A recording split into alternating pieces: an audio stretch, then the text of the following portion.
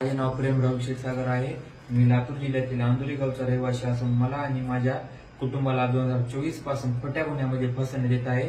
हे सर्व शेतीच्या वादातून चालू आहे. अक्षय क्षीरसागर जो की अहमदपूर कोर्टामध्ये वकिली चालवतो, त्याचे चुलते विद्याभूषण क्षीरसागर जे की सावकारकी चालवतात, त्यांच्याकडे माझ्या आजोबांनी शेती गहाण ठेवली होती. ती शेती आम्ही थोडे थोडे पैसे देऊन सोडून घेणार होतो, पण त्यांना ते मान्य नव्हतं. त्यांना आमची जमीन बळकायची होती.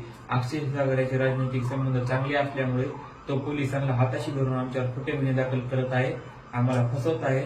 गेल्या वर्षी पण आम्हाला 307 मध्ये फसवण्यात आलेलं होतं. यावर्षी पण माझ्यावर आणि माझ्या आईवर फास्को हा खोटा गुन्हा दाखल करण्यात आलेला आहे. ज्या मुलीचा आमच्यावर गुन्हा दाखल करण्यात आलेला आहे त्या मुलीने लोणीकंद पोलीस स्टेशन येथे मी शिवांजली ताईसोबत राहते, यांचा काही संबंध नाही असं म्हणली होती. तिला ऐकून घेऊन जाऊन अक्षय क्षीरसागर याच्या सांगण्यावरून आमच्यावर केस करायला लावली. त्या मुलीचं नाबालिक वयामध्ये लग्न झालं होतं आणि त्याच्यावर कारवाई करायची सोडून आम्हालाच या गुन्ह्यामध्ये फसवण्यात आलेलं आहे. या गुन्ह्याची सखोल चौकशी व्हावी आणि आम्हाला न्याय मिळवून द्यावा हीच आमची विनंती.